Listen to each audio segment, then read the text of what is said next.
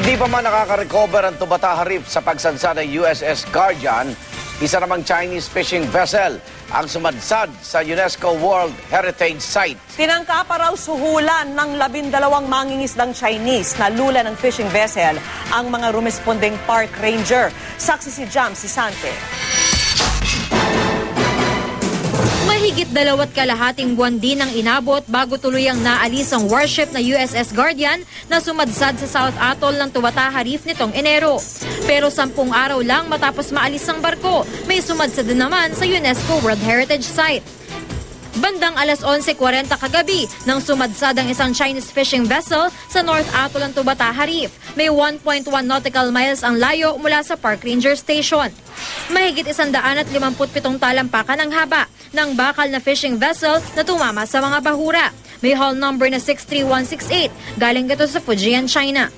Ayon sa Tubataha Management Office, 12 Chinese fishermen ang lula ng vessel, kung saan may natagpuan ding mga fishing net bagamat walang isda o iba pang lamang dagat.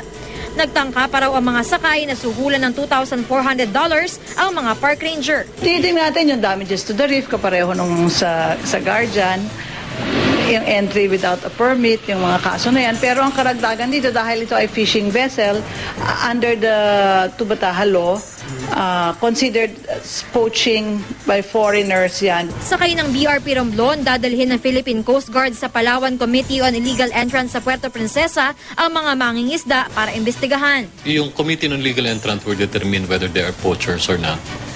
And then meron namang batas tungkol dyan, and if proven na mayroong violation, then they will be detained. Para hindi na maulit pa ang pagsadsad sa mga bahura, may ilang hakbang na umanong pinag-aaralan ng Department of Transportation and Communications. Dapat ayusin yung communication system and yung whatever radar systems na meron po ang ating park rangers po dyan para very early ang warning sa kung sino mang barko o bangka na maglalayag po dyan. Ang Chinese Embassy naman, bineberipika pa ang mga ulat kaugnay sa pagsadsad ng kanilang fishing vessel sa Tubataha. Ako si Jam Sisante, ang inyong saksi.